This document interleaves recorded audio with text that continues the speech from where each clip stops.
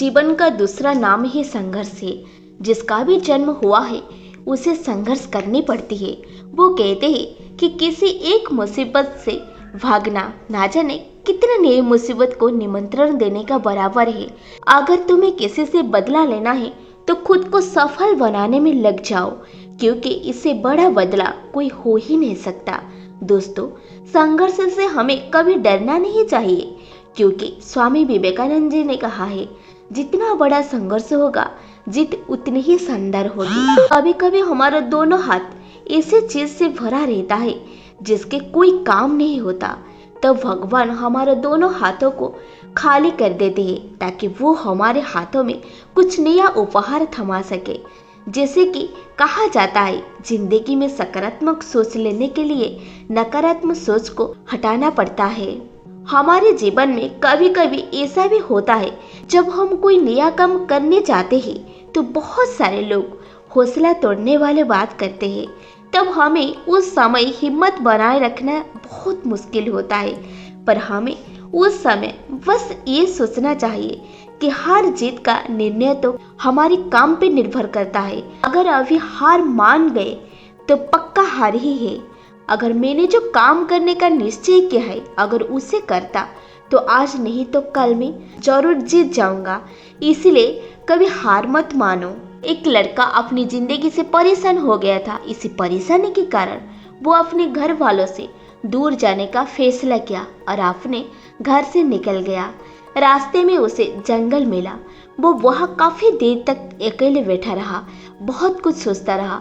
परेशान मन लेके वो वहाँ उदास बैठा रहा और भगवान से बात करने लगा, हे भगवान, मैं हार चुका हूँ।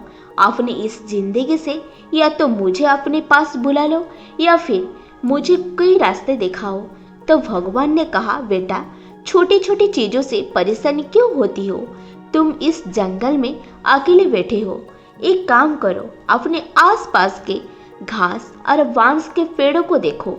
जब मैंने घास और बांस को बीज को लगाया था तो मैंने दोनों को बहुत अच्छे से देखभाल की और दोनों को ही बराबर पानी और प्रकाश दिया। देखते ही देखते घास बहुत जल्दी बड़ी होने लगी और उसने पूरी धरती को ही हरा भरा कर दिया। लेकिन बांस का बीज थोड़ा भी बड़ा नहीं हुआ है, लेकिन मैंने बांस के लिए अपनी हिम्मत नहीं हारी। दूसरे साल घास और घनी हो गई, पर झड़ियां आने लगी, लेकिन फिर भी बांस के बीज में कुछ भी विकास नहीं हुआ है। ऐसा करते करते 4 साल बीत गया। मैंने फिर भी हिम्मत नहीं हारी और मैं लगा रहा। भगवान ने आगे कहा, 5 साल बाद उस बीज में से एक छोटा सा पौधा अंकुरित हुआ, पर घास की तुलना में ये बहुत छोटा और कमजोर था। लेकिन केवल 6 महीने बाद ही ये छोटा सा पौधा 100 फीट लंबा हो गया। मैंने बांस की जड़ों को इतना बड़ा करने के लिए 5 साल का समय लगा। इन 5 सालों में उसकी जड़ें इतने मजबूत हो गई कि 100 फीट भी ऊंचे बांस को संभाल सका। भगवान ने उसे फिर कहा, देखो, मैं किसी भी जीव या अपने द्वारा बनाई गई रचना को उतने ही चुनौती देती हूँ जितना वो सह सके। क्या तुम जानते हो, अभी जो भी तुम चुनौतियों का सामना कर रही हो वो वास्तव में तुम्हें अपनी जड़ों को मजबूत करने के लिए है। तुम्हारी समय भी आने वाला है, तुम भी ऊपर उठोगी। बस अपनी जिंदगी से हार मत मानो। उस लड़के को भगवान की बात समझ आ गई और वापस अपने घर चला गया और दुगना उत्साह के साथ अपनी जड़ों को मजबूत करके बहुत ही अच्छी जिंदगी जीने लगा। कभी हार मत मानो।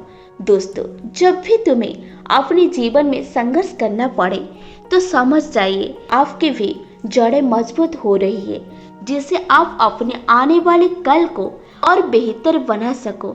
हम अपनी जिंदगी में कभी भी संघर्ष से पीछे हटके हार नहीं माननी चाहिए, क्योंकि हमारी सही दिशा ही हमारी दशा को सही कर सकता है। कैसी लगी आप लोगों को आज की हमारी ये कहानी? आपका राय कमेंट सेक्शन में जरूर बताना। Thank you.